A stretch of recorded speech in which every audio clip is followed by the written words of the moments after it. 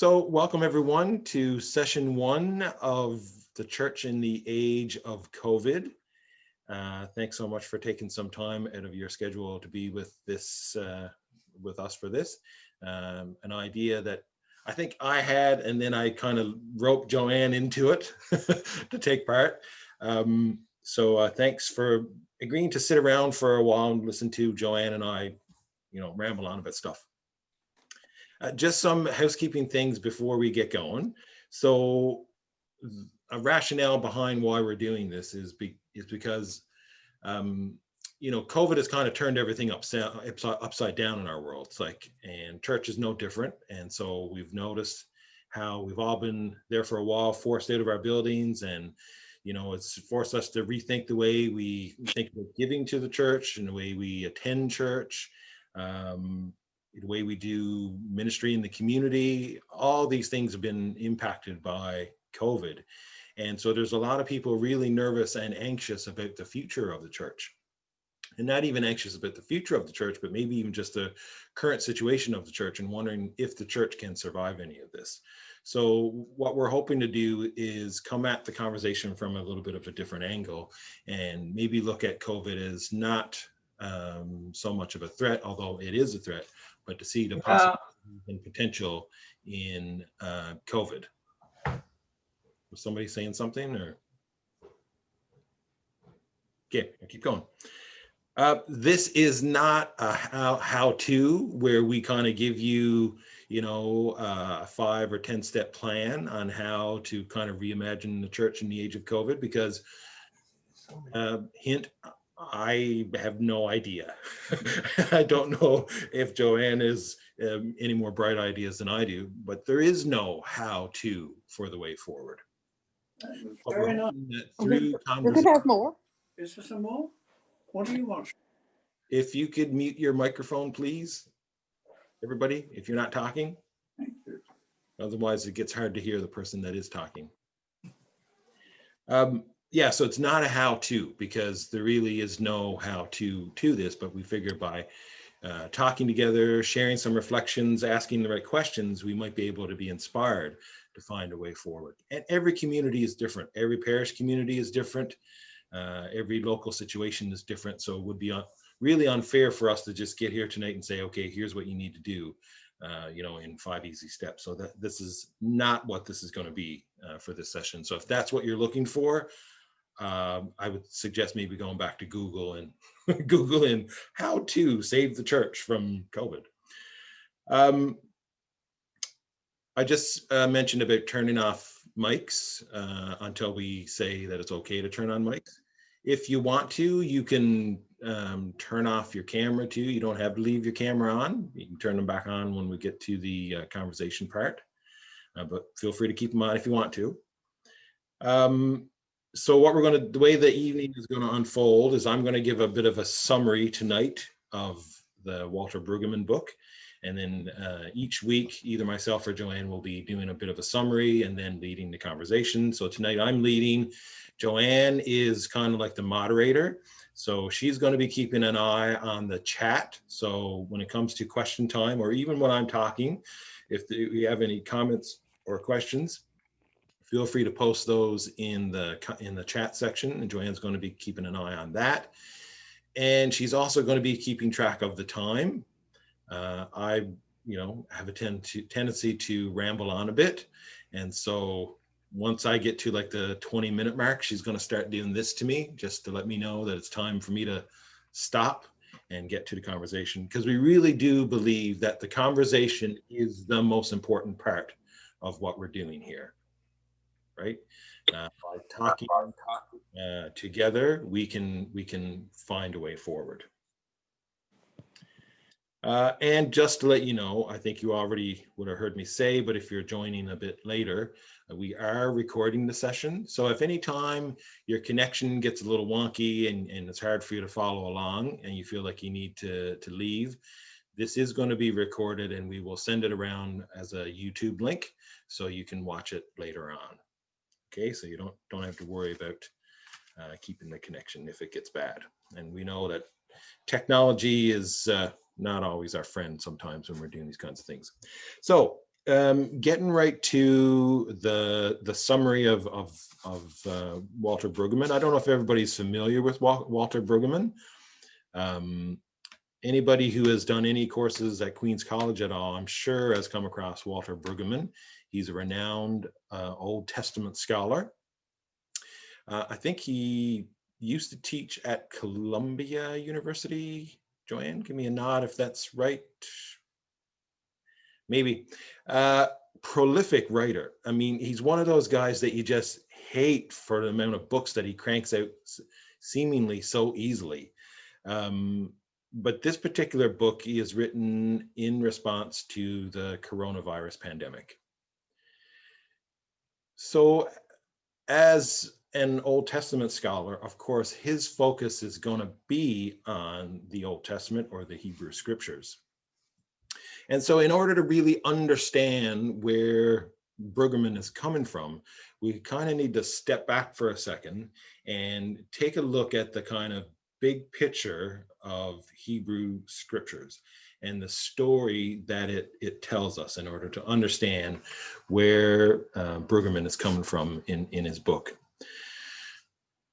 So, of course, the story of the Hebrew people of the Old Testament begins with the story of creation, or the stories of creation in the book of Genesis. So everything about their story is connected back to the very beginning and tells us that God is the source of all that there is.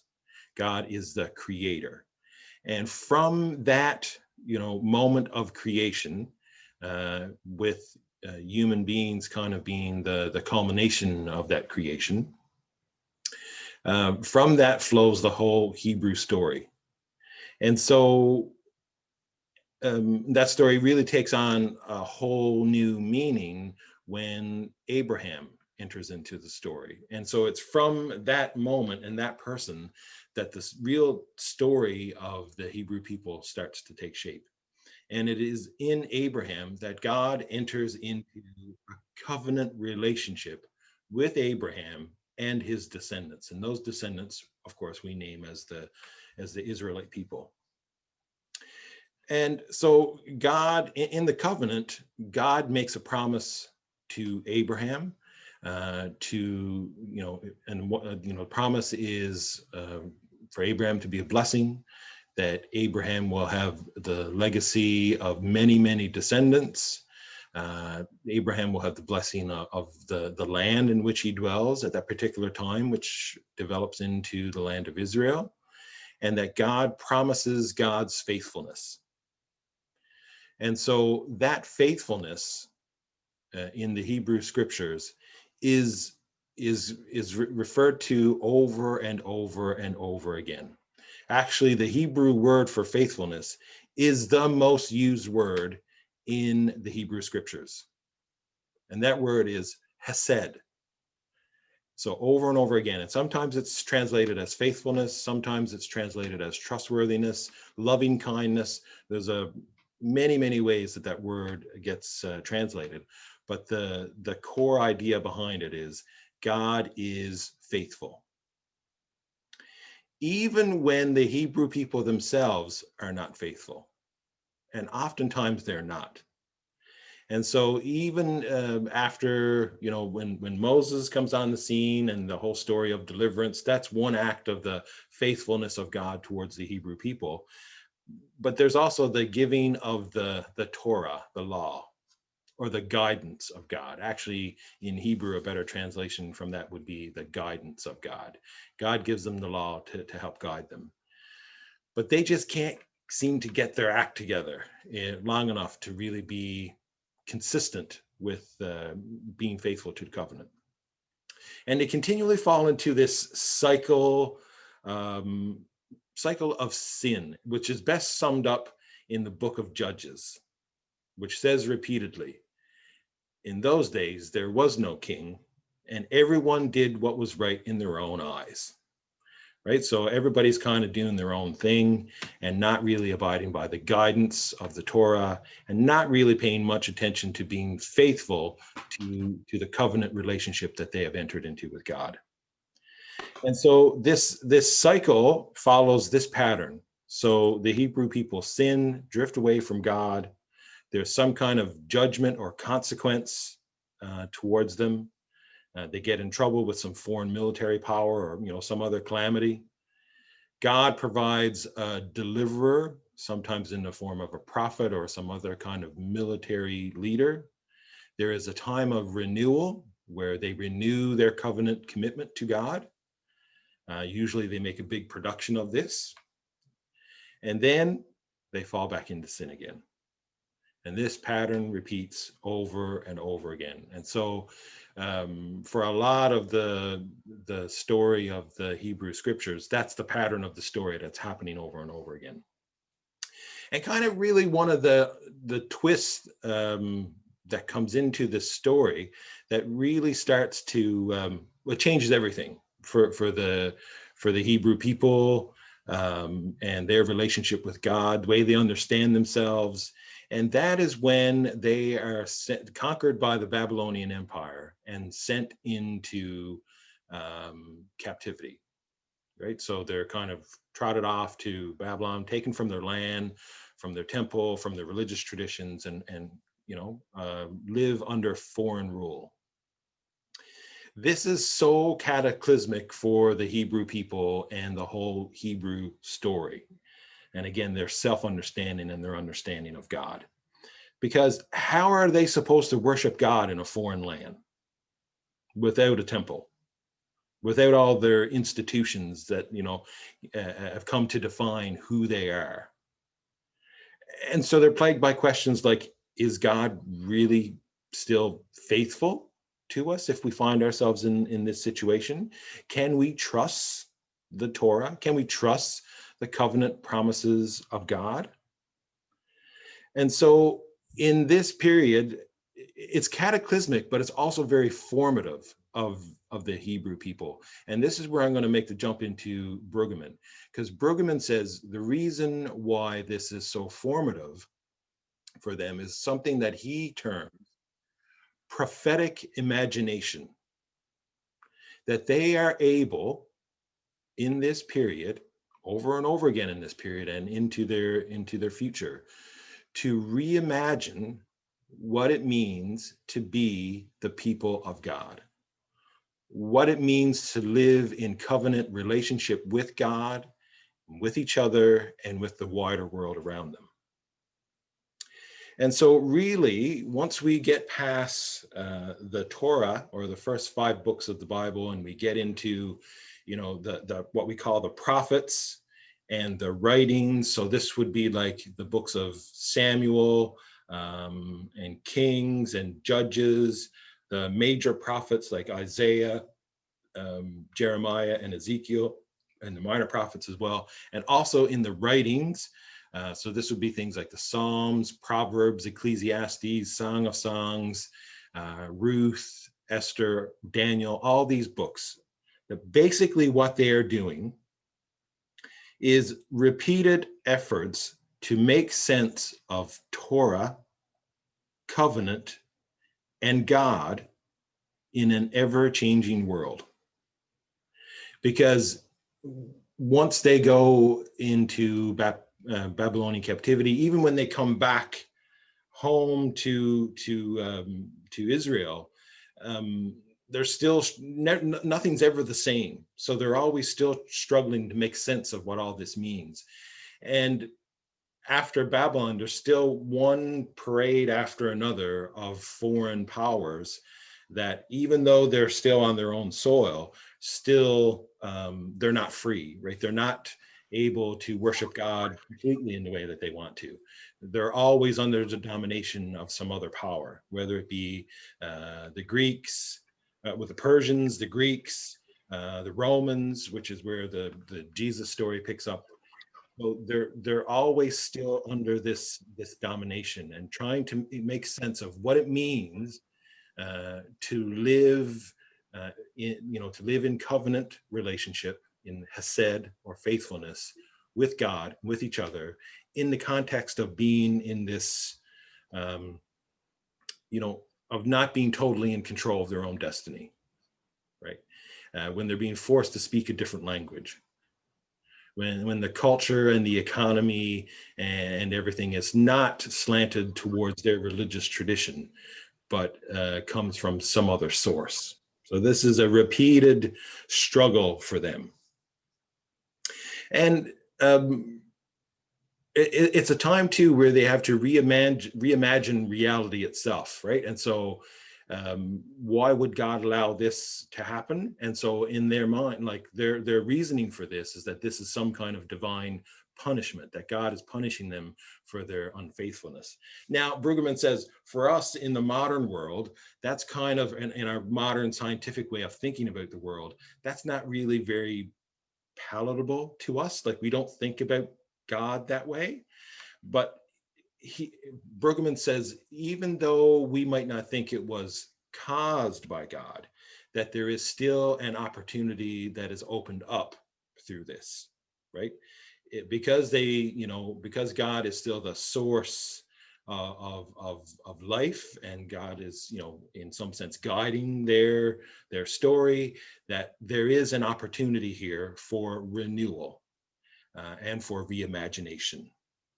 He uses that word a lot, imagination and reimagination.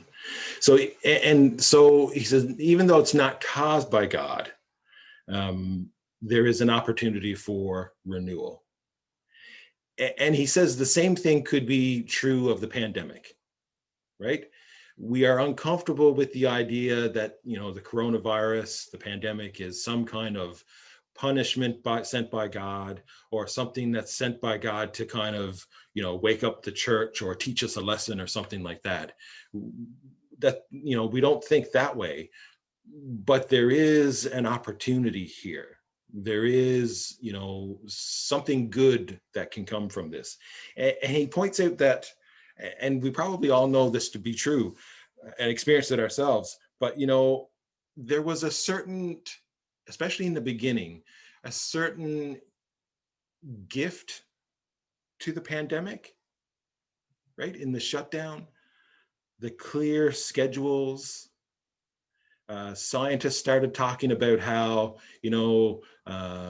especially in very polluted cities, that the air was suddenly cleaner because people weren't driving their cars as much and factories were shut down. So an unintended consequence of the pandemic was that, the earth got a bit of a break. Less traffic on the streets, more time to focus on what really matters. How many blog posts did you read early in the pandemic about people realizing and kind of reevaluating their life because you had all this free time on your hands and you're thinking about what really matters in life, and like, why am I doing the things that I'm doing? And I need to find time to focus more on taking care of myself or taking care of the people around me. I never went for so many walks in my life as I did, those first couple of months of the pandemic. So there was something good about it. Now, as that dragged on, I got a little redundant, and we were kind of itching to get back out there in the world again. But there was a certain giftedness to the pandemic. And certainly for the church, it was a bit of a gift to us because it forced us to do something that we all knew we needed to do anyways, and that was get out of our buildings. We had been locked up in our buildings for so long, and along comes COVID and prevents us from gathering in our buildings for Sunday worship, for fellowship, for, all of the things that we associate with church and are centered in our buildings. COVID prevented us from doing those things. And it was kind of like a push out the door, right? To reimagine the church, to reimagine what it means to gather together, whether it's for worship or fellowship or, whatever, education. And there was that quick movement into the digital realm. And we all kind of fumbled our way through those first few months of trying to figure out how we do all this stuff. But, now as things are reopening, we're kind of very quickly falling back into old patterns, right? So as things opened up in terms of restrictions on us as a society, we very quickly fell back into the same patterns. Everybody was just back to work, back to the busyness of life, back to just the fast pace of life that we're all so familiar with now. We quickly forgot the downtime and the kind of reorganizing of our world that COVID kind of opened up for us. And the same thing with the church. We just, as soon as we were allowed back in the buildings, we just started to fall back into the same patterns.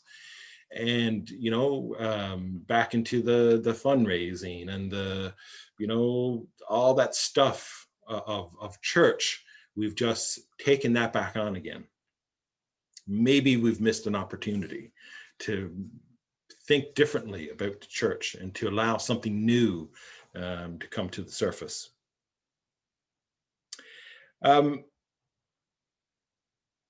One of the things too that I two other things, because I know I'm running out of time. Brueggemann talks about like the task of the church in this age, in the age of COVID, is really twofold. One is for the church to be proclaimers of truth, and the other one is for the church to be proclaimers of hope. Two very difficult things for us to be doing in the world in which we live. Truth is really such a tangly thing right now. We live now in what's called a post-truth era, a time of alternative facts, right? A time when we don't really know what truth to believe. We don't know what's real and what's fake. And so what does it mean for the church to be proclaimers of truth? And if you listen to what Brueggemann is saying, what he means by truth telling is really being honest about the condition that the world is in right now, right? To not kind of sugarcoat it or to put a positive spin on it, but just to say, things are really bad right now. Things are really dark, really scary for us, and to not rush past that. And I'm going to say a little bit more about that in a second. And the other thing too, not to just be the truth tellers that say this is what the world is like right now, but also to be proclaimers of hope. And so Brueggemann is not saying either that hope is just like positive thinking. Hope is honest too, right? But what hope says is that, yes, the world is broken. Yes, the world is scary, but it doesn't have to stay that way. And that if we work together, we can make the world better. And really, so to go back to that, overarching story of the Hebrew scriptures that Brueggemann is kind of drawing from, that's the whole point of the story, right? Is that the Hebrew people are those that are called out from the world to join with God in the remaking of the world. And this is where the Christian story enters into this big story too, right? So that, hope is something that is active and engaged in the world, not just sitting around and kind of, hoping that things work out okay, but it's actually doing something about it. So these two actions are really important. Brueggemann says are very important for the church right now, to be honest and truthful about the condition of the world, but also to be hopeful about the world being able to be a better place.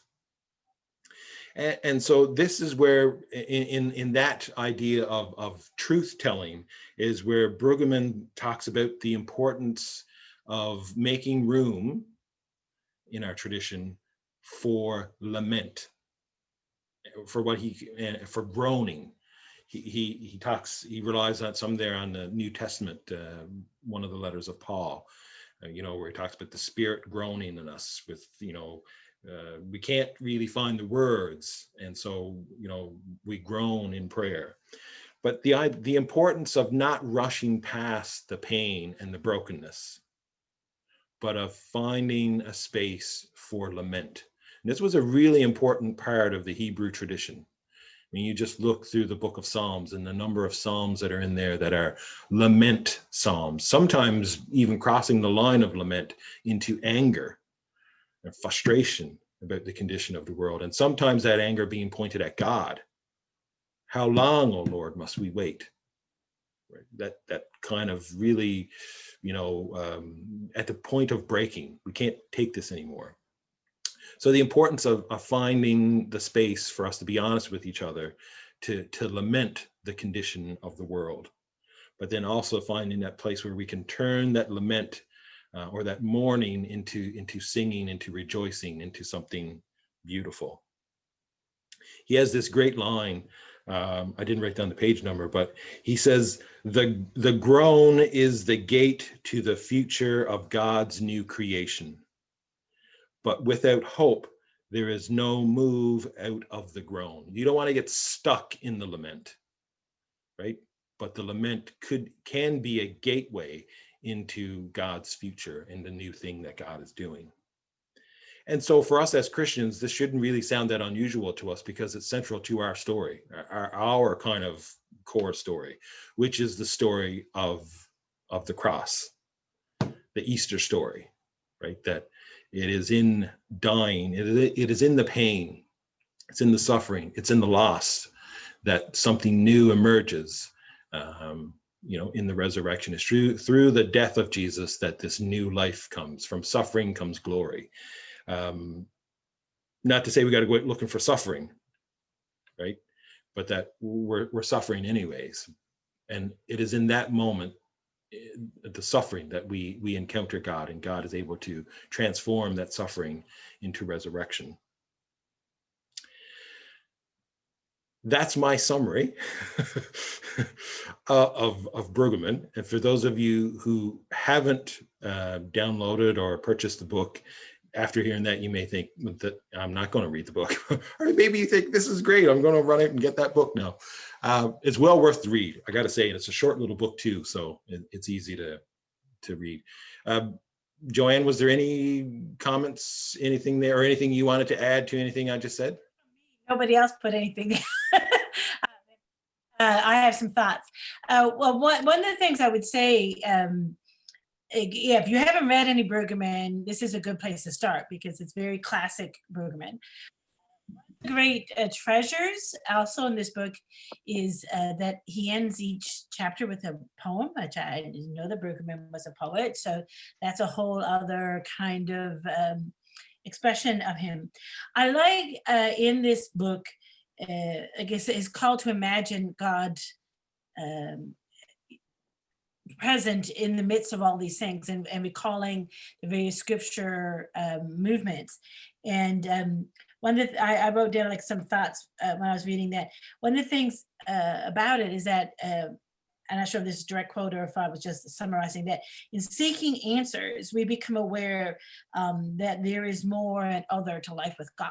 Right, so that somehow we've become very self-focused, right, or focused even on the church, and that as we struggle through these questions about why with the pandemic and trying to find some kind of hope in that we realize that when we focus on God, there is far more to life. It sort of broadens and opens up what is possible.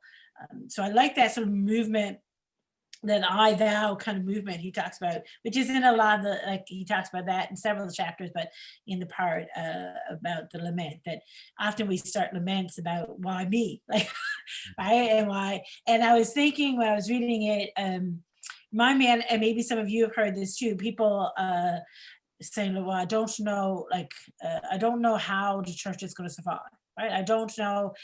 And the focus is very much on their sense of normal and what they want to have.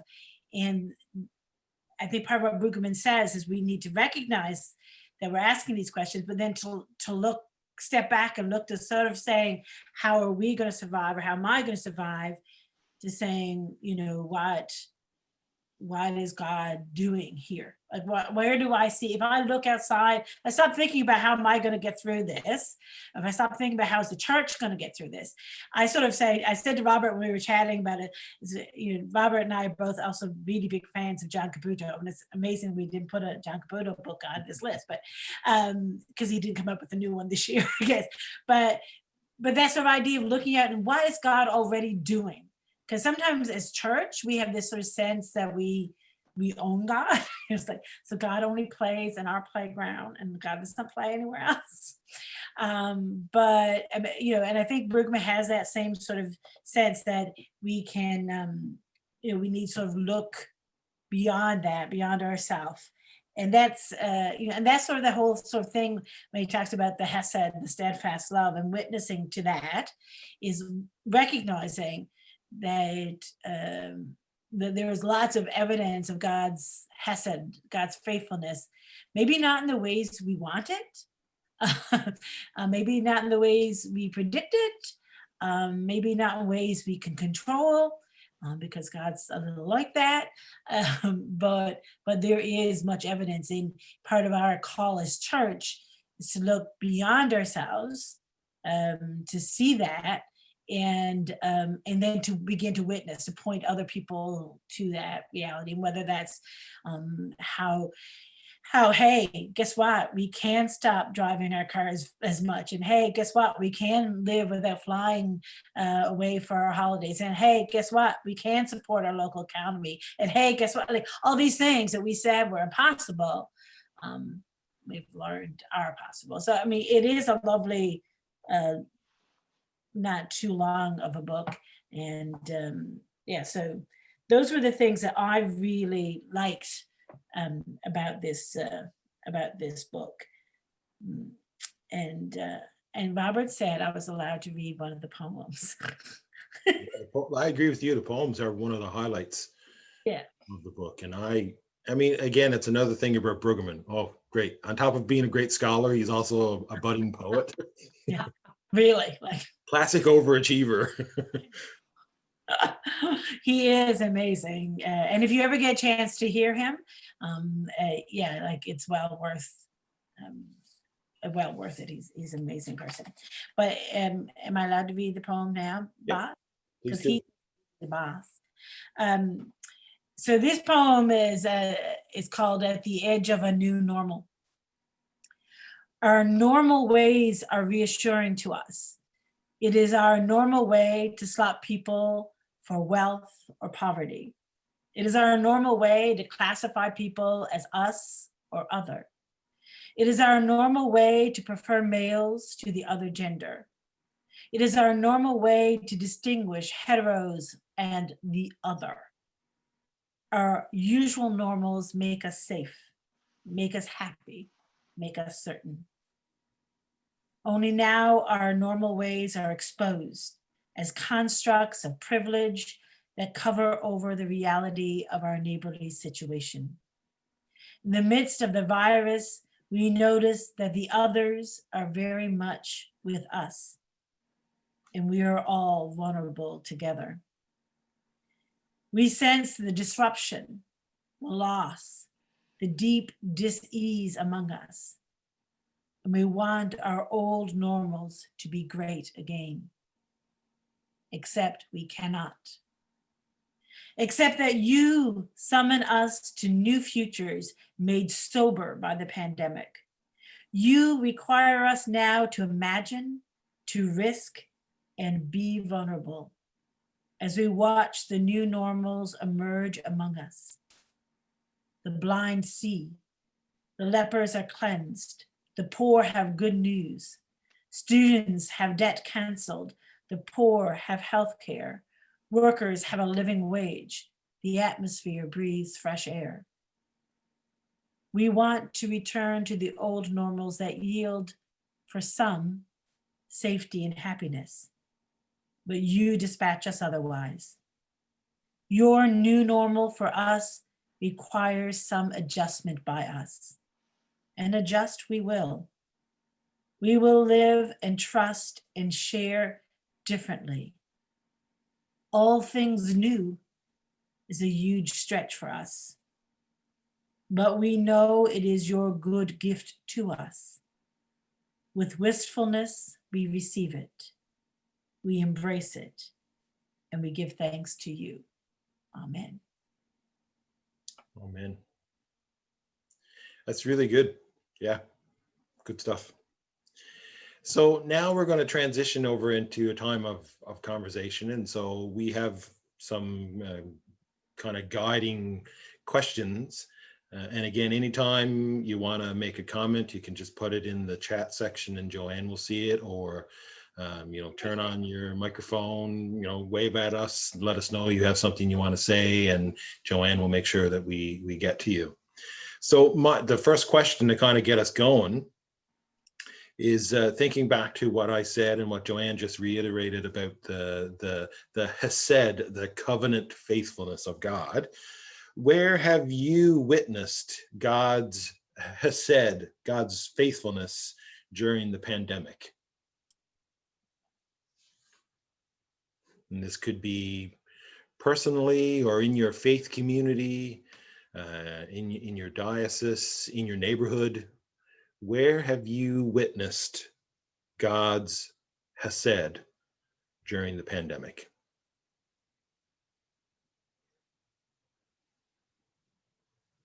Maybe we can make it simpler. Where have you experienced neighborliness?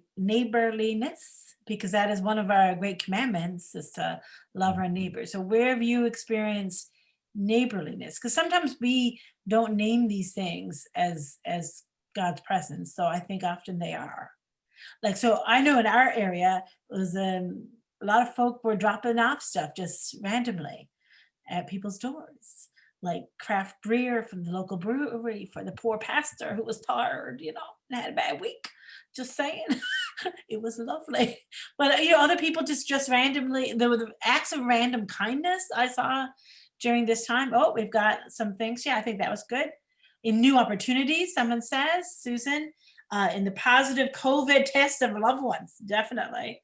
Some of us talking about a group of international students at MUN who stranded and alone opened a food bank. Yes, I saw that story in the news. Taking seniors shopping, picking up groceries. You can unmute yourself and say things out loud if you want, or I can keep reading. Like, I know, just to say, one of the things for me that was and still continues to be, a great example of God's covenant love for me personally has been the number of people who have reached out to me to make sure I'm doing okay, because in a profession or vocation that I'm in, and I'm sure there's a lot of other people here, clergy and other kind of caregiver roles, we're so focused on others that it's nice sometimes when people are concerned about us and checking in on us. And so when people just reach out and say, thinking about you, hope you're doing okay, or just a simple thank you. I love when I get emails from people and at the end they say, thank you for all that you're doing. That means so much. And I found it in particular during the pandemic, especially in the early days, there was so much stuff going on and you're learning so many different, new things and trying different things. And it only takes one negative comment from someone to really kind of destroy you. And so to have people reaching out with, thoughts of concern and support just meant a lot to me. It really helped me get through those difficult days. We've got lots of good examples here. Physicians who were doing home care. I know that was really helpful, and doing phone visits. I know my dad, who's 87, really appreciated that. Healthcare staff who kept working even though they were full of fear and anxiety, definitely. People talked about initiatives where they were to drop off goodie bags to people, to deliver essentials to seniors. The role of music. Drawing people across from the world. That's been really interesting. I have to say, people have done these opportunities of gathering all kinds of voices and videos and putting them together. That's been rather amazing. people have taken the risk of making eye contact over their face masks. It's the only way. It's really hard to smile with your eyes, isn't it? Like trying to make sure, like I'm a good person, yes. But yes, you have to sort of look at people. You can't just sort of put your head down and smile and nod. You got to look at them now. Volunteers who've been serving food, etc., at the gathering place, ensuring people have access to food. Yeah, and there's been a real people have been really desiring to have a way to help out as much as they can. I must say, it has been rather amazing. Yeah, those are all really great examples.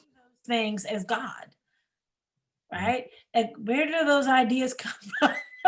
Right? Where do those those thoughts come from? Connecting over Zoom, yes, definitely. Like, I think that sort of push, because those of us who had to learn a lot of skills in the last little while really had to push ourselves to do that, right? And it's often the Holy Spirit that pushes, shoves, might be Drags, kicking and screaming. that's right. The use of technology, giving people, service options, to keep us right. Um, uh, I Yeah. love the opportunity to, Joanne and Rob, I really like the opportunity to binge watch worship, and fast forward a little bit and get the different people's messages and be able to hear them, people who you otherwise wouldn't have had the opportunity to hear or haven't heard since my days sitting in Queen's College, or, so I like binge watching worship over the time that I was home. And it gave me the opportunity to really get back to the basics. I've, done a lot of reading, a lot of envisioning of, the parish, the diocese, myself, that sort of thing. So, otherwise, when you're caught up in the day-to-day activities, you don't take that time for wellness of self, is what I would say. So yeah. And it has been an opportunity. And like I know I have several parishioners who watch at least 5 services a Sunday. I'm like, wow, like I can't do 5 services a Sunday, but like actually lead them. But yes, like, and the opportunity to read and to explore and to open, I think opening ourselves up, Tanya. I mean, that's what I'm hearing you saying, like opening ourselves up to possibility. When we can't do what we normally do, I think that's one of the things Brueggemann talks about too, that that's his sort of thing about imagination, right? You have to imagination yourself. Yeah. You have to imagine new ways of doing things, right? But the other thing, Tanya makes a great point, because, and it's a challenge for, it's a challenge to the way we've traditionally understood church and the parish, especially in the Anglican and Roman Catholic context, right? So a parish is those people who, gather in that building on a particular Sunday, or name, that church is in their neighborhood, or, they go there sometimes. This move to digital really challenges the definition, our definition of parish, of church, right? It really broadens it and opens it up. And I think this is one of the because we're not going to go back. We're not going to go back to pre-COVID where, we're not going to live stream and people are going to come into church all the time. So we're going to stay in this world, right? So it's going to continue to put pressure on the traditional definition of parish, right? That it can't be just those people who gather in that physical building. There's a much broader understanding of what we mean by church.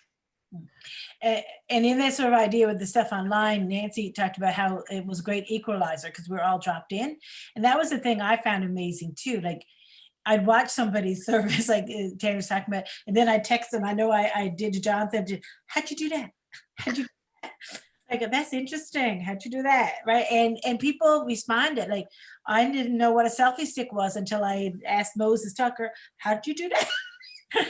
But you know what I mean? Everybody, we were all in the same boat, and everybody helped each other out. Like I had we used music from several different churches here on Torringate Island. I needed musician, if I texted or emailed somebody, they offered their recordings to us, right? So we were all in the same boat, and we crossed boundaries we would never normally cross. Yeah. I just want to know if I can swing back to Rob's point about the digital shift changing the way that we think about what the parish is, and that we can't just be limited to the people who worship together on a given Sunday. And sometimes I wonder if in the reopening push, if for some people the importance of reopening is about rejecting that opportunity to rethink a new model of what it means to be church, what it means to be parish. If there are people who say, yeah, we're not having that, we know what worked, and there's a part of me that thinks, I was thinking about the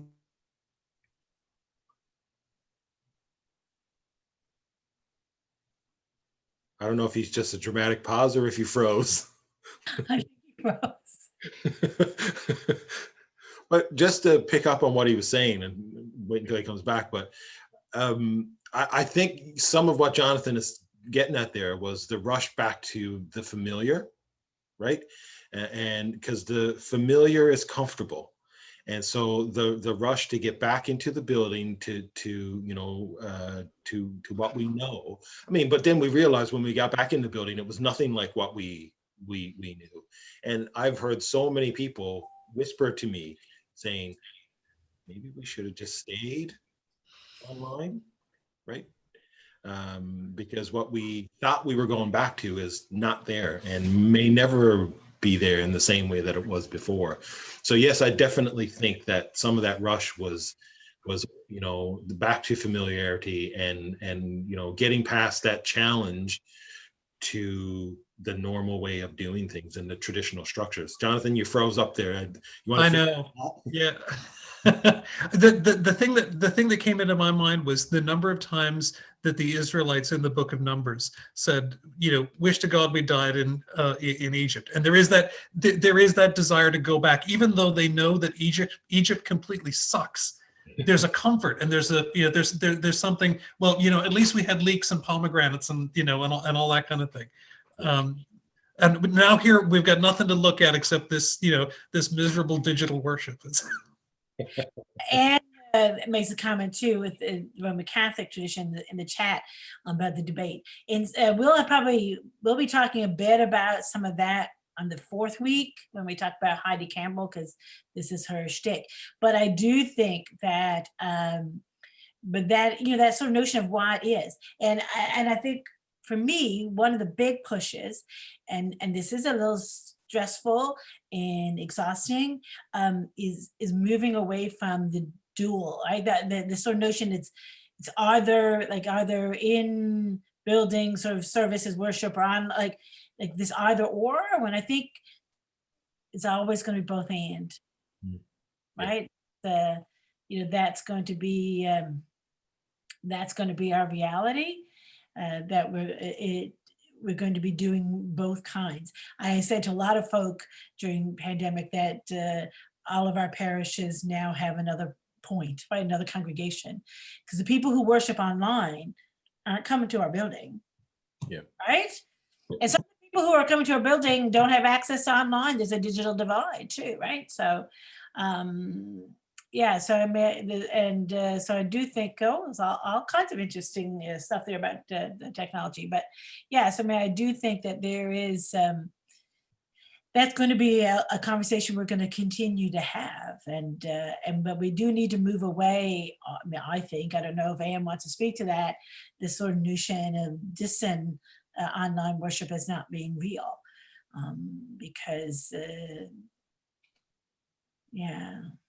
I don't know if anyone wants to talk to that, wherever she is. Sure, I'm right here. On my screen, I'm right next to you. Hang on now. Yeah, it's a big thing in right now, because we're obviously in a digital world for the duration of the pandemic. And a lot of us are saying that's not a bad place. There's a lot of good stuff that's happened, and really, it's brought people together in a way we could not across boundaries, all kinds of boundaries physically. But there are people who say, well, no, no, no, you have to be there to partake in the Eucharist. You have to eat, drink, smell, you have to be able to, all the embodied stuff is not there on the internet. So therefore it's not valid. Mm. So it's just interesting. I don't have a good answer or anything like that. It's just a question right now. But I'm fascinated how people line up on what, they go to the polarities right away. And you're right. I think it's the both and. Yes, and I mean, I don't know when it's coming out, but I know in the Anglican Church of Canada, our Faith, Worship, and Ministry Committee of the Church National has commissioned a series of essays, and they're being edited now. And I'm expecting a very diverse, a lot of opinions, especially around Eucharist. I there for a while, I felt like you were in the Middle Ages. My goodness, essays coming out every day online about Eucharist, right? And Mass, and was it valid and what wasn't.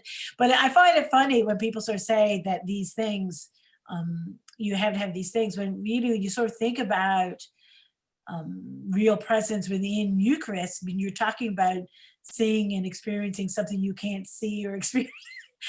You go like, but you're using the same language to this internet that you're going to use in a little while to talk about Eucharist. But it is interesting. Yeah, and early on, I mean, those conversations were at a fever pitch, right? Like before we were permitted back into our buildings, it seemed like Joanne was saying, like you're living in the Reformation age, and every day there was a new idea and a new treatise coming out, and with very heady times. And I engaged in some of those debates myself. But it was interesting that as soon as we were allowed to go back into our buildings, all that stuff just stopped, right? Those really healthy conversations that I think we were having, I think once we were permitted back into the building, we just let that stuff go, right? Because it was falling back into the familiar, right? Now we're back in the building again.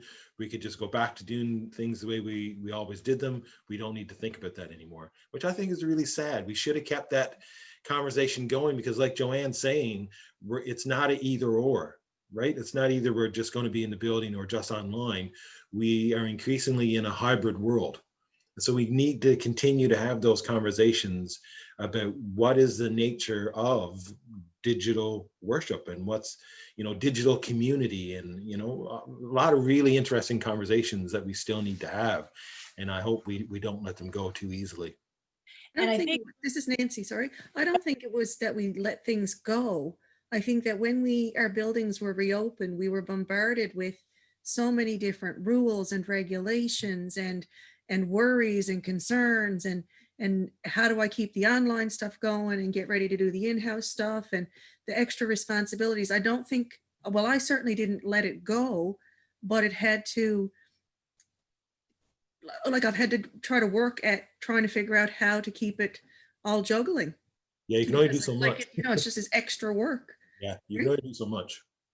Yeah. But that's what I mean. Like our attention was consumed with this other stuff now, right? Yep. So we didn't have the time now, the leisure time, I suppose. Leisure time?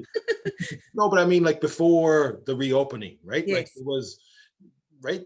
I mean, Yeah. one of the things I found great was like there wasn't as many committee meetings and that kind of stuff, and so there was, Yeah. more time to reflect on these kinds of things. But once we opened the doors and said, well, we're going back to church now, that stuff was put on the back burner. And I think what you're saying is right. It was because of these other practical concerns of, okay, now how do I get a team of volunteers to make this happen? And who's going to clean? And, how am I going to administer communion? And hopefully when that settles, when we're able to get back into that, whatever this routine is going to look like, that we will be able to find that balance again and to be able to do the both and. I hope so. But what's interesting, and like I said, we'll get to some of this conversation in a couple of weeks, is how much of this conversation around liturgy online and sacrament online is also about power and decision making, because that's part of the issue when you go online, is that you recognize, for those of us, the people who are in leadership, that we how we think we exercise leadership, but how it's going to be, it's probably going to change dramatically. And so we don't really have the kind of control over people that we probably want to think we do. No, but so people are like, man, regardless of what the priest or want to say, people are going to take their own bread and wine and consume it while they're watching a service. Now people can say that's not mass, or that's not like the church we can say whatever we want about it, but some of the decision making is we no longer can control that outside of our building, if we ever could.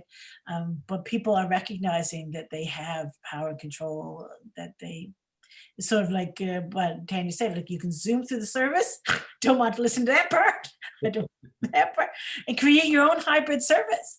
Like I know when I've watched them, I often, I've heard the readings 3 times now, I don't need to hear them again. I'll just sip and see what the hymn they got, or else, right? So people, that gives people a lot more, people can't I think people are at church trying to mute me, but they can't. Let's switch gears a little bit. I'm going to throw in another reflection question. Going back to this idea of what Brueggemann says about the task of the contemporary church right now in the age of COVID and moving forward. What does it look like for the church to be truth tellers and hope bringers? What does that look like? I mean, it sounds nice, right? But what does it look like in reality? Maybe in your context, in your parish, in your community, what does that look like practically to be truth tellers and hope bringers? I think there's a lot of denial, and I think a lot of people are very comfortable with denial. I think it's easier. So I think trying to be a truth teller is very difficult, because I don't think people think they want it, but they really don't. So it takes a lot of courage to be a truth teller, because I think people do associate it with negativity, being too critical. And I think it's great that Brueggemann makes that connection between being hope bringers and truth tellers, because I think without the hope, the truth is there is despair, but there has to be hope, and the hope comes from God being present in the midst of this to bring something new and something life-giving. So I think it's critical that we do those things. I think there will always be tremendous pushback, and I think Joanne's comment about power really comes into play, because there is power in not being truth tellers. There's power in systems maintaining themselves and that equilibrium that already exists, and doing this is upsetting to the equilibrium. People just, as you said, want to stabilize and go back to the way it was, and truth telling means being able to look at what's happening in the now, in the present, and address it and bring hope to bear. But I think it's hard, but I think it's absolutely critical. Yes, Andrea, I totally agree. And I think, a good tangible example, like from outside of the church, this obsession with positivity, look no further than Donald Trump. He's very heavily influenced by like the power of positive thinking, and like the whole Robert Schuller movement, where this like kind of, if you think positive things, well then good things will happen. And so like when in the coronavirus pandemic, he didn't want to be too negative. He always wants to put a positive spin on something, because he doesn't want to deal with the reality of how things really are. And so this need to put a positive spin on something is really detrimental there on a national scale. But that's a problem for us in the church too. We're not good at being honest with ourselves and having real talk about the state that we're in and what we're facing, right? And if we don't do that, we then can't make that turn to the other part of being hope bringers. If we're not honest, there is no hope. If we don't make that turn, there's there's no hope for us. Robert, Gladys talked about, well, sometime about, Susan talked about bringing hope outside of ourselves, outside of our structure. But I think to your point, Gladys said that truth may not be the same for different people, may be a truth to another in terms of perceptions of individuals. But I think there are things that are perceptive truths in terms of what Brueggemann says, and sort of these larger truths in terms of who God is and who we are as God's people. And certainly that's more what Brueggemann is talking about. Sort of not about who you think would be the best president of the United States, or we're not even going to go there while we wait, or how we should do things. But the truth that Brueggemann talks about is that the truth of that hesed, right? That God will be faithful to that covenant no matter what we do, no matter what it looks like, no matter what it seems like is happening. I think that is the truth that he certainly talks about. And so I think you have to be careful. There are truths that are perceptions, but I think the truths like that Sandra is talking about as well are truths, deep rooted truths that are true in our faith, are called to care for one another, are called to care for the environment, that are called, these are things that Scripture speaks to us and tells us are true. And often those big, deep truths, like, are the hardest ones to name. Yeah, sometimes we can't even name them, right? Because they're so deep rooted. We're blind to them. Well, and if I name them, then I probably got to try to do something about it. Heaven forbid. Mm. I don't know. But it is hard to witness to that. Anybody else have anything to add to that? What does it look like for the church to be truth tellers and hope bringers? What does that practically look like, maybe in your local situation? Well, this is not my local situation, but I was watching the news, probably even CNN. I probably shouldn't admit that. They were looking, I forget what that story was, but I was amazed. It was people protesting about something, but the number of clergy, they're in collars with stoles, who were obviously identifying as a Christian church leader, was really amazing. And I sort of thought, maybe visibly taking to the streets, even like I said, Mark does, and St. Michael's does as a part of the Gay Pride Parade and things like that. Maybe actually visibly being seen, standing beside folk. It's a great witness to truth and hope, maybe. Anne says it's not coincidental that racism has risen I think you're right. That sort of, when we've had time to sit and think about what it means to be God's people, we recognize that, oops. Yeah. It is. Yeah. I don't think it's just coincidental that the Black Lives Matter and all these things have come to the fore during this pandemic. Robert, to get to your point in a very concrete way, I had an example of this a week or so ago when I was trying to ask somebody in our Indigenous community to take part in a service. And just when we were kind of contemplating that, the whole issue around Indigenous fishing rights started to emerge in Nova Scotia. And I realized that I couldn't ask this person to come and be part of a service unless I was also prepared to stand with their people in the midst of that crisis that was facing them. And so it became very much what does it mean to want to be in relationship with somebody? It kind of means you have to go further than sometimes you thought, or that it sometimes puts you in uncomfortable places, knowing that, for us in our diocese to take a stand on that. There are many fishing communities, and I served in one as a parish priest, And I'm sure there were a lot of people who were not very happy with us for taking the stand that we did. But it's, I mean, I know that a number of us were reading and listening and talking to people and trying to discern, you know, what felt like the right thing to do in that situation. But it does mean the kind of putting your money where your mouth is. Like, if you're going to say this, if you're going to talk about reconciliation, then what does it look like? It is active, and you have to be prepared to take those steps to live it out. Not just, it's nice to say it, and it's great to hold up a sign that says Black Lives Matter, but when something happens that challenges that in the communities you live in, what are you going to do about it? And that's the kind of truth telling and hope bringing that I think is really important.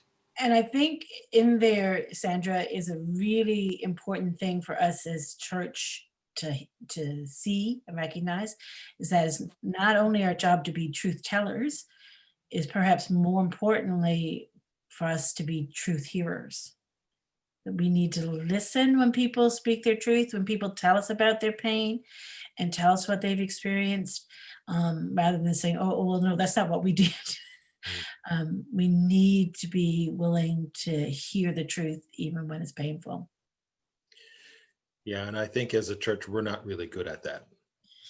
Historically and in the contemporary setting, I don't think we're really good at listening. We're good at telling people what they need, right? You need Jesus. you need more faith. We're not good at listening to what people's situation, people's hurts, people's pain, people's sense of, abandonment and hurt, sometimes even at the hands of the church. We're not good at that. And like to go back to what Sandra was saying, an example that I would give in the same vein as what she gave here in the Newfoundland and Labrador setting is, how do you speak, how do you tell the truth or speak truthfully about climate change, climate justice, and our responsibility as stewards of creation in a province that is so dependent on an industry that is so devastating environmentally, right? Here, we're, aside from the fishery, we're pretty much oil and gas province. Like, without that, we're in deep trouble financially. And so how do we speak truth about, the impacts of that without, you're going to fall out of favor. you just are, right? And I find this is a struggle. You get up there and you're speaking, and you look at, you're looking at people whose livelihood depends on that industry that is so devastating to the future, future generations and the way that they're going to live on this planet. So yeah, truth is not going to win you any popularity contests. It's hard.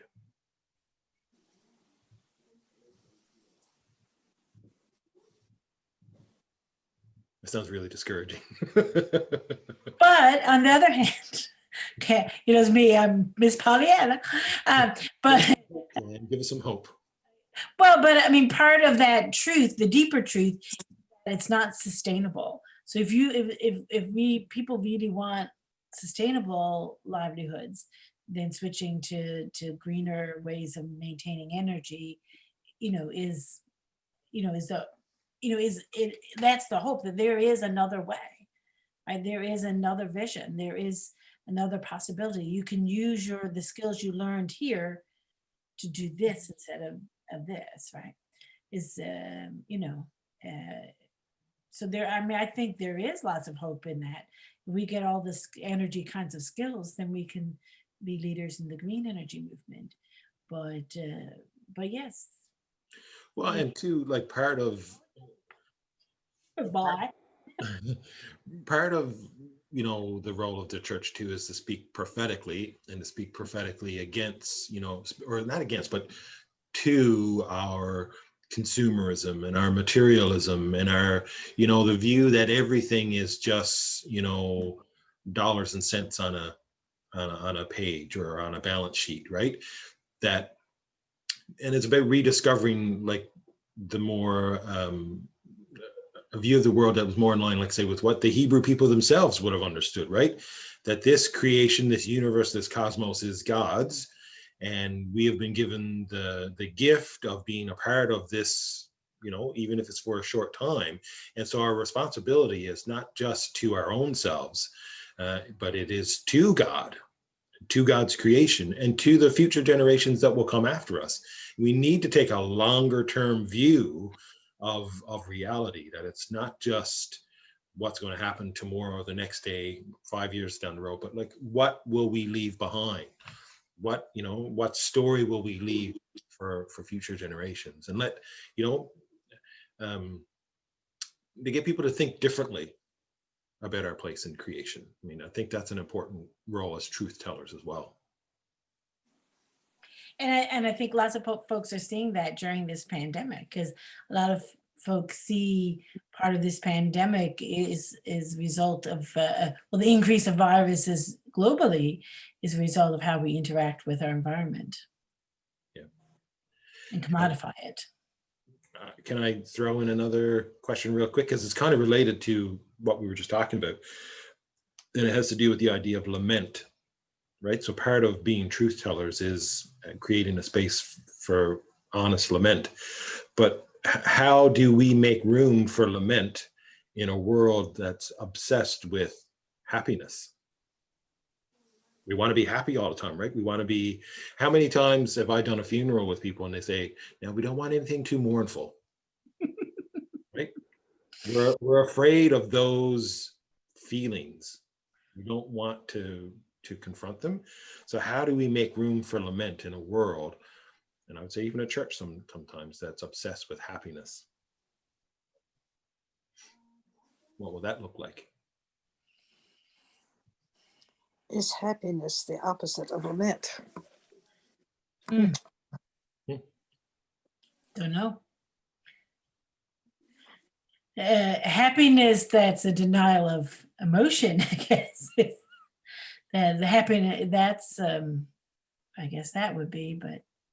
I mean, the number of books, you go in chapter somewhere, and the number of books on the shelves that have to do with happiness, like that happiness is the goal of life. And thanks to the American Constitution, you know, we tend to associate, you know, the pursuit of happiness with really the meaning of life. And so how do you have that when, you know, and still have room for lament? Maybe we shift from happiness to just contentment. Thank you. So, you know, we and that in itself requires a huge societal mind shift, because, as you said, I mean, everybody wants to be happy. Nobody wants to experience hurt and sadness and whatnot. But I think it'd be like, you know, eating the elephant one bite at a time, and you know, moving from or understanding lament, and then looking at a step of contentment, where we take the sorrow and the sadness and appreciate it for what it is. You know, as we're kind of moving from lament, or as even part of the lament process. I don't know. That's just my thought on the whole thing.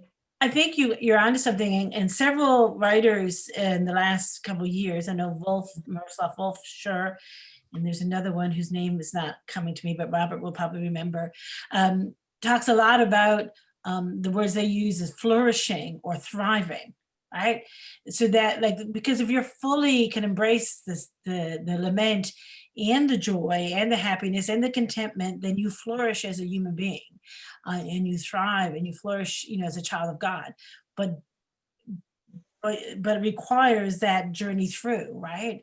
That recognition, sort of, to get to that place. And I think you're quite right that like we want to be content in that sort of, because the sort of thing, if we think about contentment, we think about being at peace and at one and all those kinds of things.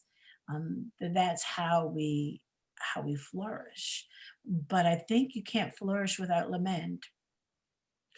Yeah, I think the word that came to mind when Donna was speaking there was there is a biblical word for what she's talking about, and that biblical word is joy. Right? The biblical the Bible says very little about happiness, but it has a lot to say about joy, right? Mm. And joy is not about feeling good all the time. Joy is about that kind of finding equilibrium in those difficult times, the painful times, the times of loss, and recognizing that we have a deep rootedness, right? That goes back to that hesed, that covenant love, that faithfulness of God. That's our source, right? So we have to go back to that again. And this is a running kind of joke in my house, but I say all the time when we start into conversations about happiness and stuff, I don't believe in happiness, right? At least not in a permanent state of happiness. Only the people who take the really good drugs are happy all the time, right? Happiness is an emotion. It comes and goes. You can start the day feeling happy. You finish the day, you're not feeling happy, right? And so I compare, joy and happiness to climate and weather, right? So the weather is what's happening at any given moment. And here again in Newfoundland, that can change dramatically in the run of a day. Climate is something that's much more steady and consistent.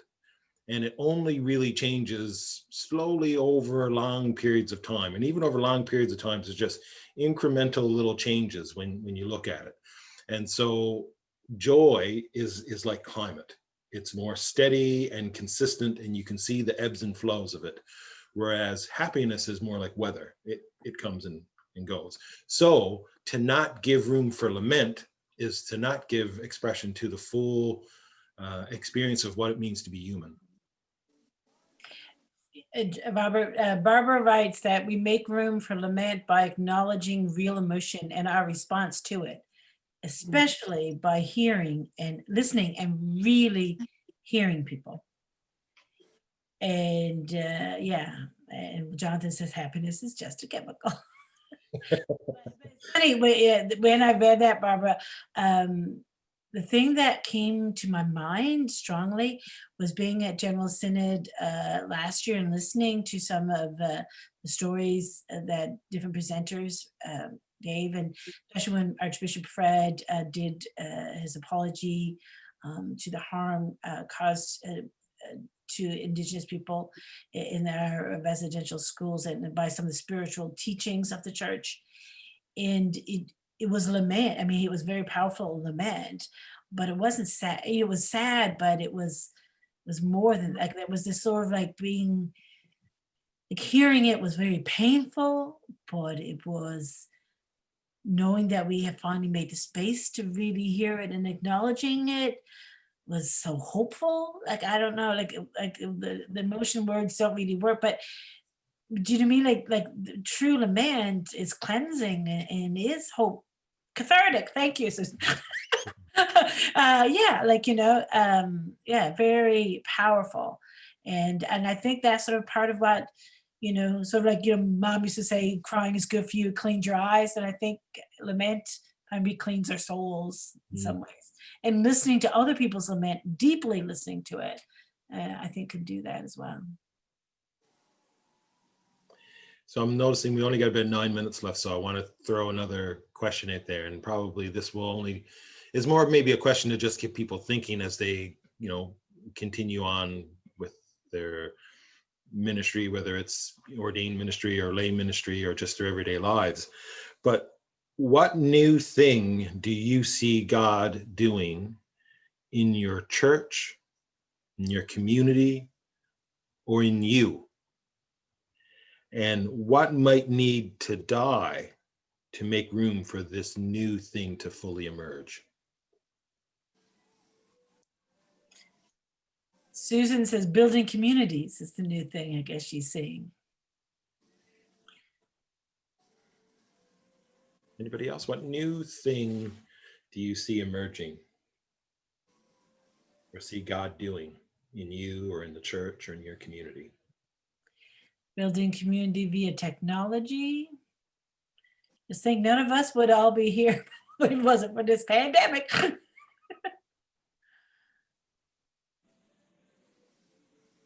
I think this sense that we're all in this together is something that brings some comfort to people.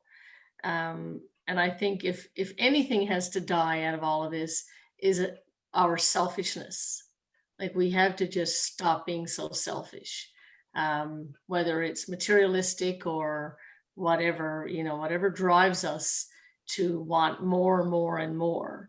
I think that's what we have to let go of. And then that'll make room for us to, work together and work as a community. I think it'll make it a little easier for that. But we've got to get over this selfishness. Yeah, Donna, and I think a great example of what you're talking about there is how quickly public opinion has shifted around like universal basic income, living wage for people, increasing the minimum wage. I think Mark Nichols shared something the other day that like some astronomical percentage here in Newfoundland alone now supports an increase in the minimum wage to make it a living wage for people. But the pandemic was really the catalyst that changed people's perspective on that. And one of the things that caused that change was to witness people working in low paying industries like the service industry, like at your grocery store, working throughout the pandemic, putting themselves in harm's way for basically minimum wage, and people realizing that's not good enough. We're better than that.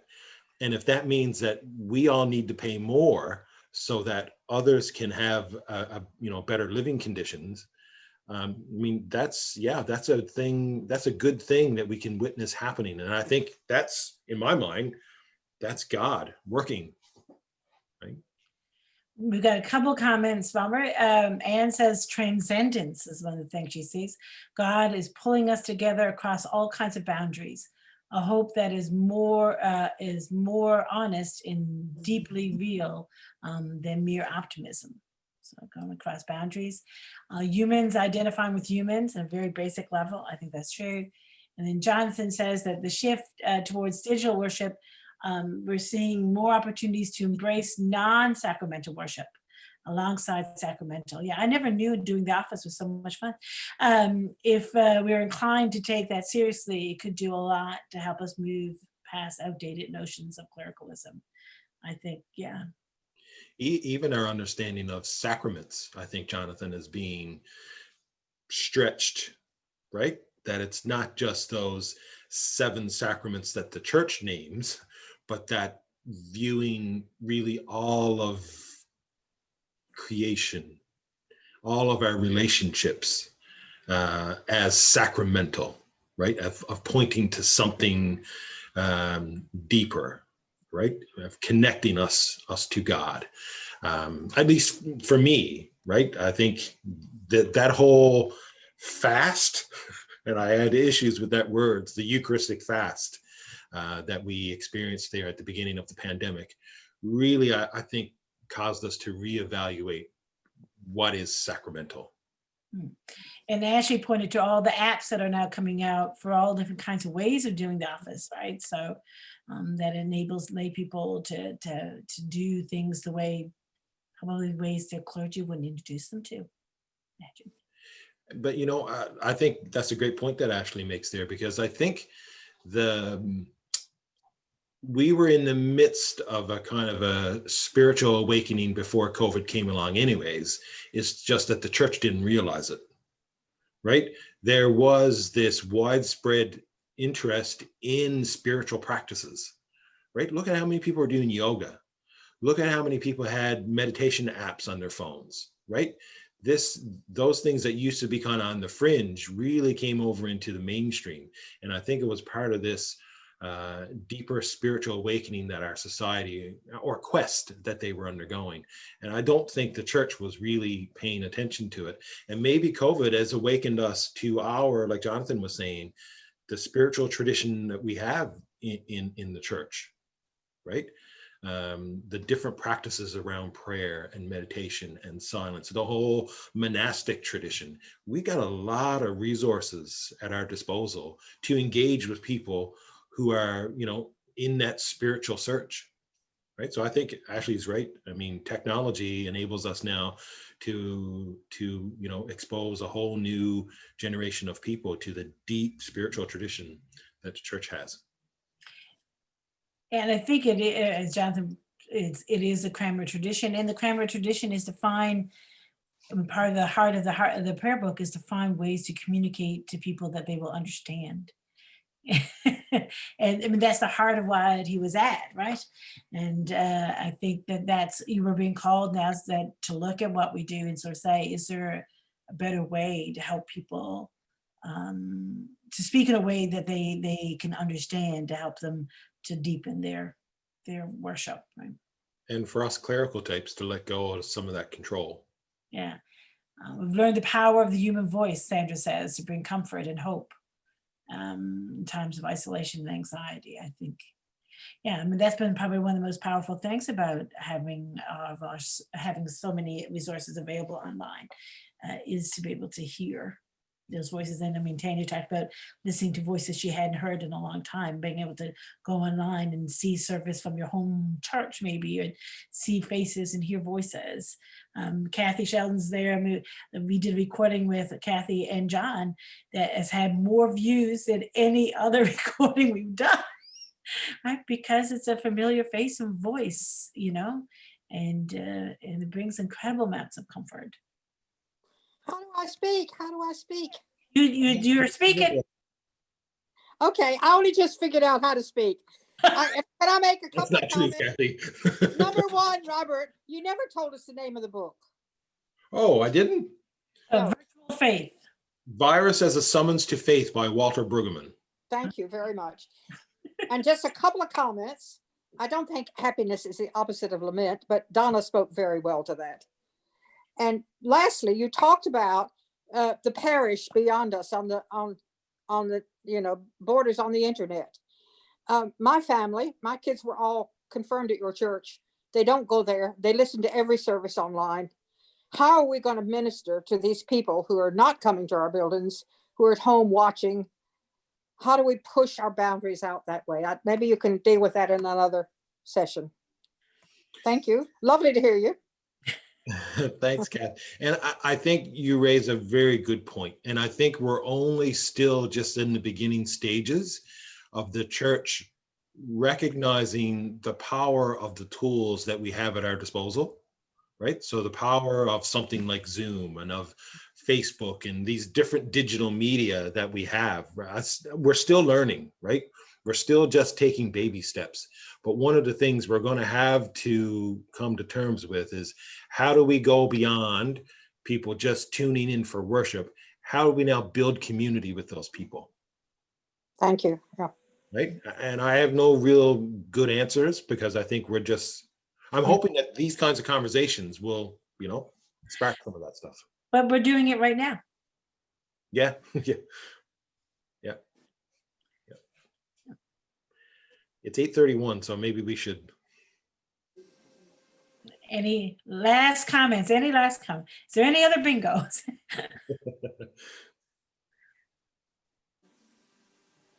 I was just going to give people a question to leave, to just take away. And it's a question that Joanne, you mentioned earlier. Yeah. How do we shift from asking how the church will survive this pandemic to looking out and asking what God is already doing? I think that's a really important question for us to take with us, right? How do we shift the focus? Again, that Brueggemann focus away from us to God and then out into the world. Because to turn our attention to God means to turn our attention to the other, right? Love God, love neighbor. Thank you all for tuning in. So next week, same bat time, same bat channel. And we'll be looking at N.T. Wright's book. Can't remember what it's called right now. God in the Pandemic. Again, short little book. We'll put up a little link about that on the Facebook event page, and maybe send around an email too if people want to get that book ahead of time. Again, short little book, easily downloadable. Can we have a prayer before going? Joanne, would you like to lead us in prayer? Sure, why not? Thank you. Oh, most gracious God, we give you thanks for the wonder of this gift of technology and for this opportunity to gather in your name, to open our hearts and minds to hear one another. We pray that the conversation we've had and the ideas that have come forth will be food for our souls and set seeds for new growth, that we would begin to recognize you and your hesed, your steadfast love and presence around us at all times, and hearken to your call to be your people in the places we find ourselves. We ask all this through Jesus Christ, our Lord and Savior. Amen. Amen. Thank you all for participating, and thanks for your comments and all that. It was all good stuff. Thank you. And everyone have a good night. Good night.